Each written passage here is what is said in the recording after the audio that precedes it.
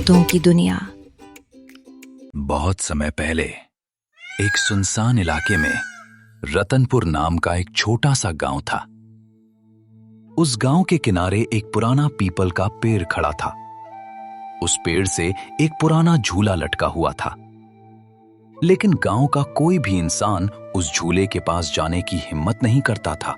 एक रात मोहन और उसकी पत्नी सीता अपने घर में सो रहे थे। तभी अचानक खिड़की के बाहर से किसी के रोने की आवाज आने लगी। मोहन की नींद खुल गई।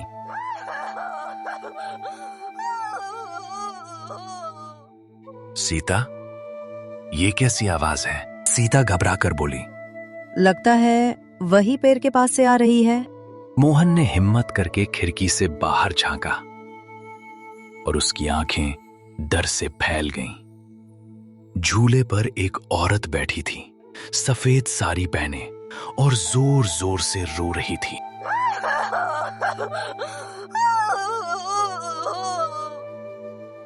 सीता, कोई है वहां? सीता ने भी देखा और डर गई। ये कोई आम औरत नहीं है।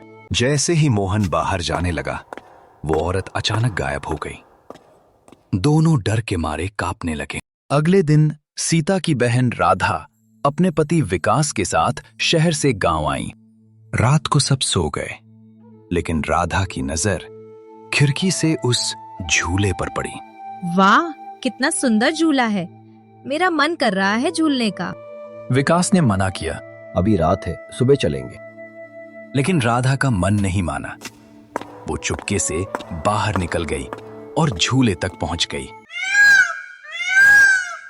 वो खुशी खुशी झूला झूलने लगी और गुनगुनाने लगी। कुछ देर बाद जैसे ही वो नीचे उतरने लगी, उसे लगा कि किसी ने उसके बाल पकड़ लिए हैं। कौन है? छोड़ो मुझे। लेकिन वहां कोई दिखाई नहीं दे रहा था। वो जोर जोर से चिल्लाने लगी।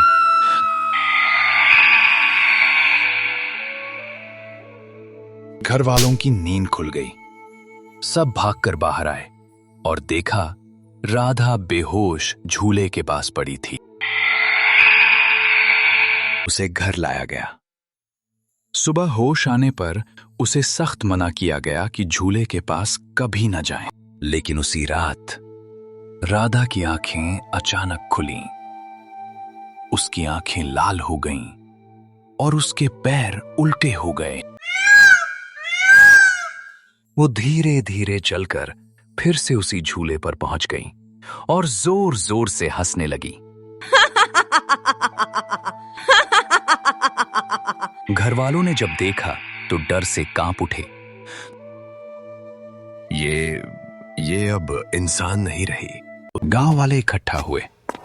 उन्होंने तय किया कि इस बुरी ताकत को खत्म करना होगा। सब मिलकर पेड़ के पास पहुंचे और झूले की रस्सी काट दी। झूला नीचे गिरते ही एक भयानक चीख सुनाई दी और चुड़ैल राधा के शरीर से बाहर आ गई। तुम सबको नहीं छोड़ूंगी, वो चिल्लाई।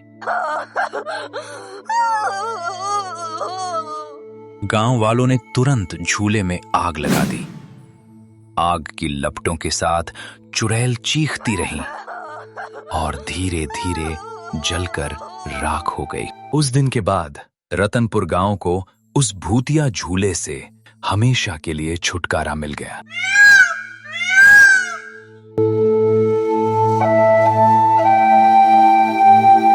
झूला जल चुका था। गांव वालों ने राहत की सांस ली, लेकिन उन्हें नहीं पता था कि असली खतरा अभी खत्म नहीं हुआ है।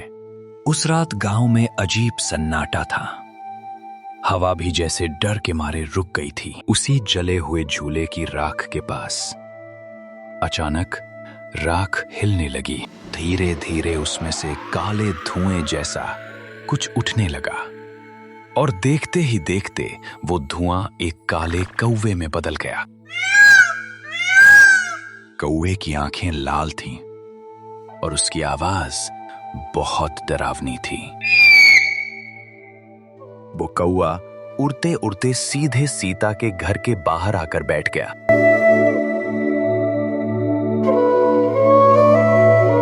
सुबह जब सीता ने दरवाजा खोला तो उसने देखा एक काला कौवा दरवाजे पर बैठा उसे घूर रहा है।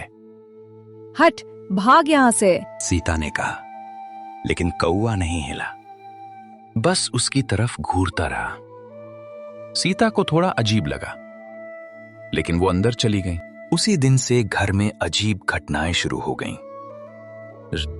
रात को बर्तन अपने आप गिरने लगे, खिड़कियां खुद ब खुद खलकती थी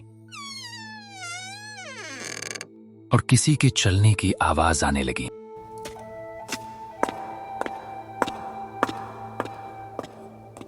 मोहन डर गया।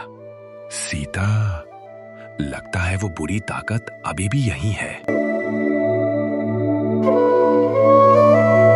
एक रात सीता अकेली रसोई में काम कर रही थी।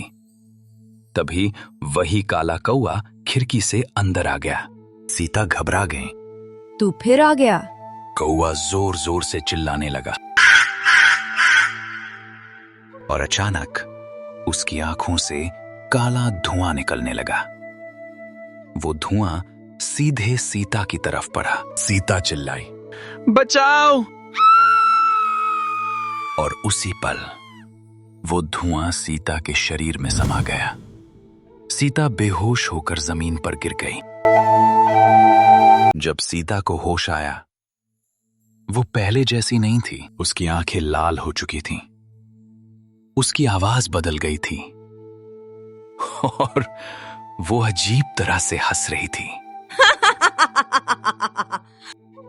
मैं वापस आ गई। मोहन डर गया। ये सीता नहीं है। अब सीता रात को बाहर निकलती, गांव वालों को डराती, बच्चों को रुलाती और घरों के बाहर खड़ी होकर हंसती। गांव में फिर से दहशत फैल गई।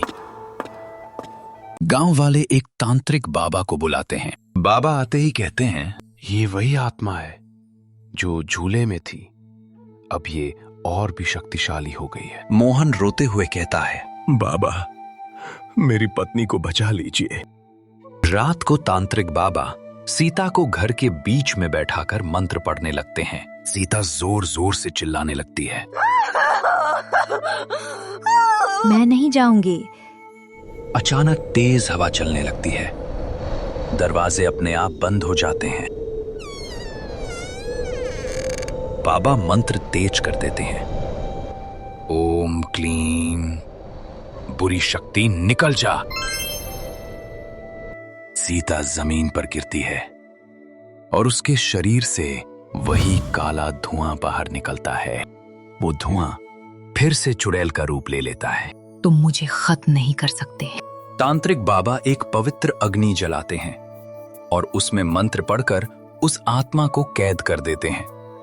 चुड़ैल चीखती है और धीरे धीरे गायब हो जाती है। सीता बेहोश हो जाती है। कुछ देर बाद उसे होश आता है और वो फिर से सामान्य हो जाती है।